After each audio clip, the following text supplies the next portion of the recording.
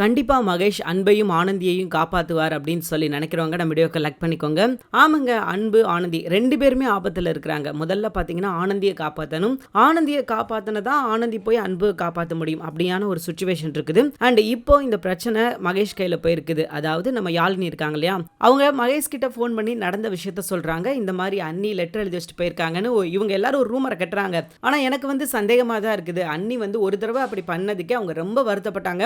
இனிமே எப்பயுமே அப்படி பண்ண மாட்டேன் அப்படின்னு சொன்னவங்க மறுபடியும் எப்படி அதே விஷயத்த பண்ணியிருப்பாங்க.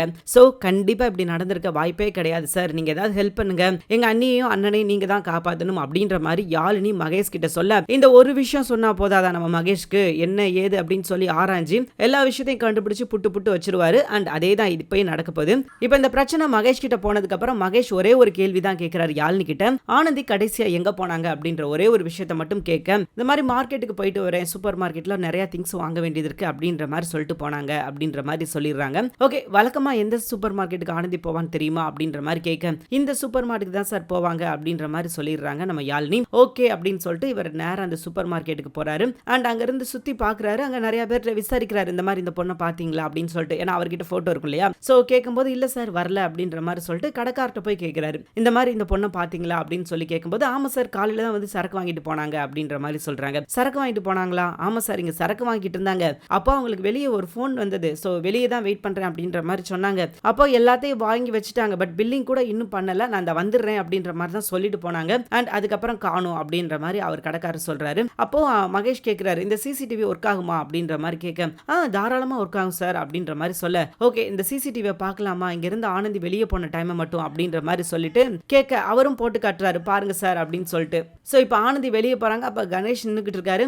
கணேஷை பார்த்து ஆனந்தி கை காமிக்கிறாங்க. போய் கணேஷ் கிட்ட பேசுறாங்க. அண்ட் அங்கதான் ட்விஸ்ட். அடுத்த கொஞ்ச நேரத்துல பாத்தீங்கன்னா சில கும்பல் ஆனந்தியையும் கணேஷையும் கடத்திட்டு போகுது. இதை பார்த்த மகேஷ்க்கு செம்ம ஷாக்கு. யாரா இது, இவங்க யாரு, இது புதுசா இருக்குது, இவங்கள பார்த்ததே இல்லையேன்னு சொல்லிட்டு அவர் திருன்னு முழிச்சுக்கிட்டு இருக்காரு. அண்ட் அது போக இப்ப அவரோட மைண்ட் எல்லாம் ஆனந்தியை காப்பாற்றணும், இப்ப இந்த கார் எங்க போச்சு அப்படின்றத கண்டுபிடிக்கணும். இப்படி பல விஷயங்கள் அவர் சுத்தி நடந்துகிட்டு இருக்குது. இப்போ ஆனந்தியை காப்பாத்துறதா முதல் விஷயம். ஏன்னா இப்ப அன்பை போய் பார்த்து அன்பு கிட்ட பேசலாம்னு சொல்லி நினைச்சிருந்தாரு. ஆனா இப்ப நடக்கிற விஷயத்த அன்பு கிட்ட போனா அன்பு மேலும் டென்ஷன் ஆவா, அது அவனுக்கு தான் பிரச்சனை. சோ அதனால இந்த விஷயத்தை முடிச்சுட்டு ஆனந்தியை காப்பாத்திட்டு என்ன விஷயம்னாலும் நம்ம அப்புறம் பாத்துக்கலாம் அப்படின்னு சொல்லிட்டு இவர் முடிவு பண்ணிட்டாரு.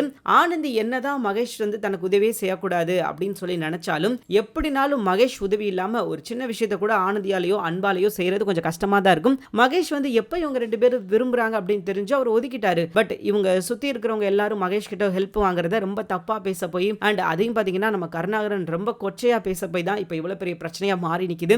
எல்லா விஷயத்தையும் கொண்டு போய் மகேஷ் கிட்ட சொன்னார்னா நல்லா இருக்கும். பட் மகேஷ் கிட்ட எந்த விஷயத்தையும் சொல்ல மாட்டேங்கிறாங்க. அதான் பிரச்சனையே. இதுல நம்ம எதிர்பார்த்து காத்துக்கிட்டு இருக்கிற விஷயம் என்ன அப்படின்னு பாத்தீங்கன்னா, இந்த பிரச்சனை வெளியே வந்துச்சுன்னா அடுத்ததா அதே பிரச்சனையில நம்ம மித்ரா என்ன செய்ய போறாங்க அப்படின்றது தான் நம்ம பார்க்க போறோம். சோ இப்போ மகேஷ்க்கு விஷயம் தெரிஞ்சிருச்சு. மகேஷ் அடுத்த எடுக்க போற ஸ்டெப் ஆனந்தியை காப்பாத்துறது தான். அதை எப்படி செய்ய போறார் அப்படின்றத அடுத்த எபிசோட்ல பார்க்கலாம், அல்லது நம்மளோட அடுத்த வீடியோல பார்க்கலாம். தேங்க்யூ ஃபார் வாட்சிங்.